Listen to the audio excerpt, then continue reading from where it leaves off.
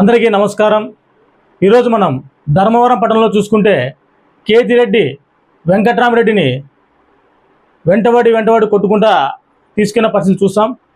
ఈ పరిస్థితి ఎందుకు వచ్చిందంటే కేతిరెడ్డి వెంకట్రామరెడ్డి ధర్మవరంలో చేసిన అరాచకాల నిదర్శనమే ఈరోజు ఈ పరిస్థితి ఏర్పడింది।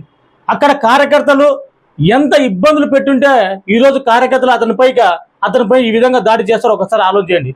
ఒక కేతిరెడ్డే కాదు, కేతిరెడ్డి కుటుంబం మొత్తం తాడిపత్రిలో చూసుకున్నట్లయితే కేతిరెడ్డి పెద్దారెడ్డి కూడా ఇంతకంటే దారుణమైన అరాచకాలు తాడిపత్రి నియోజకవర్గంలో చేశారు। అందుకు ఒక ఉదాహరణకు నన్నే తీసుకోండి। నేను ఒక సాధారణమైన వ్యక్తిని, ఒక దళిత కౌన్సిలర్ని। నన్నే మా చెల్లెలు పెళ్లిని ఆపడం కోసం నన్ను జైలుకు పంపించాడు। పిచ్చుకోపైన బ్రహ్మాస్త్రం విధంగా నా పైన అంత బ్రహ్మాస్త్రం ఉపయోగించాడు కేతిరెడ్డి పెద్దారెడ్డి।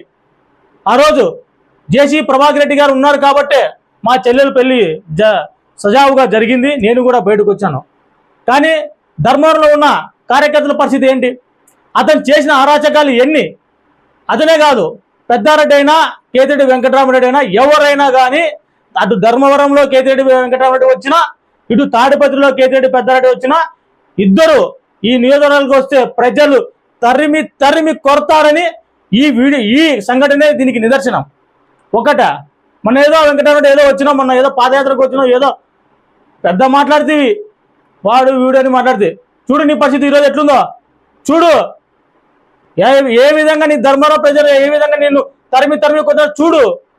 మనం మాట్లాడుతుంది కదా వీడియో, మన ఏదో పాదయాత్రకు వచ్చి మా చైర్మన్ గురించి, ఇప్పుడున్న మా ఎమ్మెల్యే గురించి ఏదేదో మాట్లాడినావు, నీ పరిస్థితి చూడు ఇప్పుడు।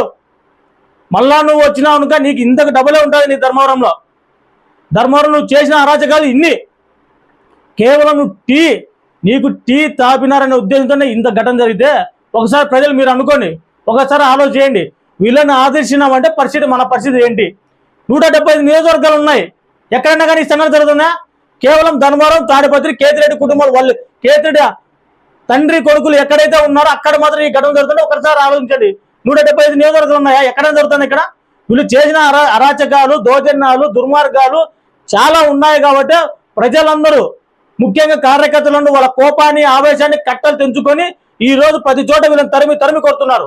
దయచేసి ప్రజలు మీరందరూ గమనించండి, వీళ్ళని ఆదరించినామంటే మనకు ఇలాంటి గతే పడుతుంది।